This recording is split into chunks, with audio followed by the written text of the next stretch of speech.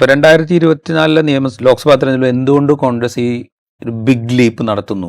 നേരത്തെ ഉണ്ടായിരുന്ന 50-55 സീറ്റായിരുന്നെങ്കിൽ അതിൽ നിന്ന് 100ലേക്ക് എത്തുന്നു എന്ന് ചോദിച്ചു കഴിഞ്ഞാൽ അതിനൊരു പൊളിറ്റിക്കൽ കോണ്ടെക്സ്റ്റ് ഉണ്ട്. കാരണം വെച്ച് കഴിഞ്ഞാൽ 2019 നിന്ന് ഭിന്നമായിട്ട് കുറെ കൂടെ വലിയൊരു പൊളിറ്റിക്കൽ ബ്ലോക്ക്, ഒരു ഓപ്പോസിഷൻ ബ്ലോക്ക് ഉണ്ടാക്കിയെടുക്കാനുള്ളൊരു ശ്രമം ഉണ്ടാവുന്നു.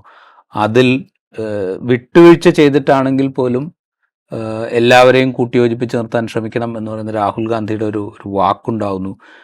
ഒട്ടൊക്കെ അതിനൊരു ശ്രമം ഉണ്ടാവുന്നു. ഇത് നമ്മൾ കാണുന്നുണ്ട് 2024. പ്രശ്നങ്ങളുണ്ടില്ല എന്നല്ല, പരസ്പരം മത്സരമുണ്ട്, അതൊക്കെ ഉണ്ട്. പക്ഷേ എങ്കിൽ പോലും ഒരു ജോയിൻറ്റ് ഫേസ്, ഒരു ജോയിൻറ്റ് ഓപ്പോസിഷൻ ഫേസ് ഇങ്ങനെ മുൻപോട്ട് വയ്ക്കാനുള്ള ഒരു ശ്രമം 2024 നമ്മൾ കാണുന്നുണ്ട്. അതിൻ്റെ ഒരു ഫലം കൂടിയാണ് ഈ പറയുന്ന കോൺഗ്രസിൻ്റെ മുന്നോട്ട് പോക്ക് എന്ന് പറയുന്നത്. ഉത്തർപ്രദേശിൽ കോൺഗ്രസിന് അമേഠി ജയിക്കാൻ കഴിയുന്നുണ്ടെങ്കിൽ, അമേഠി കഴിഞ്ഞ തെരഞ്ഞെടുപ്പിൽ തോറ്റത്, ഇത്തവണ ജയിക്കാൻ കഴിയുന്നുണ്ടെങ്കിൽ, രാഹുൽ ഗാന്ധി ഇല്ലാഞ്ഞിട്ട് പോലും അമേഠി ജയിക്കാൻ കഴിയുന്നുണ്ടെങ്കിൽ അതിനൊരു കാരണം ഒപ്പം നിൽക്കുന്ന സമാജ്വാദി പാർട്ടി കൂടിയാണ്. ആ ഒരു തിരിച്ചറിവ് കോൺഗ്രസിനുണ്ടാവണം. ആ തിരിച്ചറിവ് കോൺഗ്രസിന് ഈ ലോക്സഭാ തെരഞ്ഞെടുപ്പിലുണ്ടായ ഒരു കുതിച്ചുചാട്ടത്തോടുകൂടെ നഷ്ടപ്പെട്ടു പോവുകയാണ്. അതാണ് പിന്നത്തെ നിയമസഭാ തെരഞ്ഞെടുപ്പുകളിലൊക്കെ നമ്മൾ ഹരിയാനയിൽ ഒരു കുറെ കൂടെ ഫോമിഡബിൾ ആയിട്ടുള്ളൊരു അലയൻസ് ഉണ്ടാക്കുന്ന കാര്യത്തിൽ കോൺഗ്രസ് വലിയ മുൻകൈ എടുക്കുന്നില്ല. ആം ആദ്മി പാർട്ടിയായിട്ടുള്ളൊരു സഖ്യത്തിന് തയ്യാറാകുന്നില്ല. ഇങ്ങനെയുള്ള പല കാര്യങ്ങളും നമ്മൾ കാണുന്നുണ്ട്. മഹാരാഷ്ട്രയിൽ വലിയ ലെങ്തി ബാർഗെയിനിങ് ആണ് നടന്നത്. ഏറ്റവും അവസാനമാണ് ആ സഖ്യം സീറ്റ് വിഭജനത്തിലേക്ക് പോകുന്നത്. അപ്പം ഇങ്ങനെയൊക്കെയുള്ള പ്രശ്നങ്ങൾ പിന്നീട് കോൺഗ്രസ് അഭിമുഖീകരിക്കുന്നുണ്ട്. അത് ഈ പ്രതിപക്ഷ സഖ്യത്തെ ദുർബലപ്പെടുത്തുന്നുമുണ്ട്.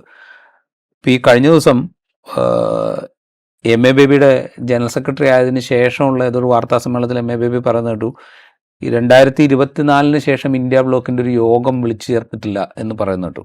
അത് ഫാക്ച്വലി കറക്റ്റാണോ അല്ലോ എന്നുള്ളത് എനിക്കറിയില്ല, ഞാനത് ക്രോസ് ചെക്ക് ചെയ്തിട്ടില്ല.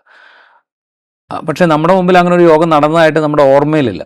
കോൺഗ്രസ്സാണ് ലീഡിങ് പാർട്ടി, കോൺഗ്രസിനാണ് ലോക്സഭയിൽ ഏറ്റവും കൂടുതൽ അംഗങ്ങളുള്ളത്. അപ്പോൾ കോൺഗ്രസ് ഈ ബ്ലോക്കിനെ സജീവമായി നിർത്താൻ എന്ത് ചെയ്യുന്നു എന്നുള്ളൊരു ക്വസ്റ്റ്യൻ ഉണ്ട്.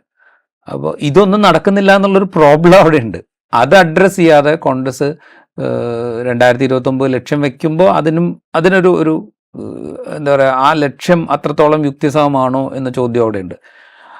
പക്ഷെ എങ്കിൽ പോലും കോൺഗ്രസ് അവരുടെ സംഘടനയെ ശക്തിപ്പെടുത്താനും കുറെക്കൂടെ ഊർജിതമായിട്ട് പ്രവർത്തിക്കാനും ലക്ഷ്യമിടുന്നു എന്നുള്ളത് കോൺഗ്രസ്സുകാർക്ക് ആവേശം നൽകുന്നൊരു കാഴ്ചയാണ്.